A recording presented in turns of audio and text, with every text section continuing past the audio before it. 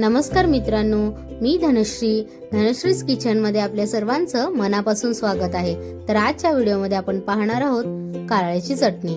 अशा पद्धतीने एकदा नक्की करून बघा, नक्की आवडेल। तर कारळ्याच्या चटणीसाठी लागणारे साहित्य आता मी तुम्हाला इथे दाखवलेलेच आहे। तर सर्वप्रथम आपल्याला कारळे हे व्यवस्थितरित्या भाजून घ्यायचे आहेत। तर कारळे भाजत असताना 3 ते 4 मिनिटांनी ते जेव्हा चटचट उडू लागतात याचा अर्थ कारळे आपले व्यवस्थितरित्या भाजलेले आहेत। त्यानंतर एक एक करून आपण हे सर्व जिन्नस जे दाखवलेले आहेत ते आपण भाजून घेणार आहोत। तर त्यात आधी मी सर्वात पहिलं बडीशोप देखील भाजून घेतलेली आहे।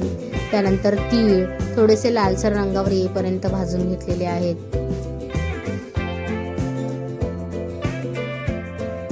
त्यानंतर धणे ते देखील थोडेसे भाजून घेतलेले आहेत।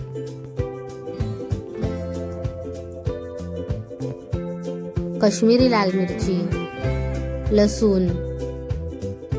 लसूण देखील आपल्याला जस्ट 1 मिनिटासाठी फक्त गरम करून घ्यायचं आहे।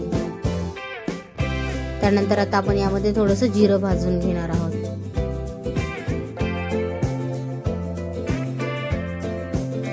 त्याचप्रमाणे किसलेलं सुकं खोबरं जे असतं ते देखील यामध्ये आपण आता थोडंसं लालसर रंगावर येईपर्यंत भाजून घेणार आहे। अशा प्रकारे सर्व भाजलेले जिन्नस आपण आता एका ताटामध्ये काढून घेतलेले आहे।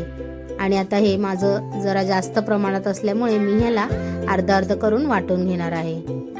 तर आता अर्ध मिश्रण मी घेतलेलं आहे। त्याचप्रमाणे त्यात चवीनुसार मीठ आणि तिखट देखील ऍड केलेलं आहे। आता हे सर्व मिश्रण आपण मिक्सरला लावून व्यवस्थितरित्या बारीक करून घेणार आहोत। अशा प्रकारे एकदा नक्की ट्राय करा, तुम्हाला नक्की आवडेल। लहान मुलं देखील आवडीने खातात ही कारळ्याची चटणी।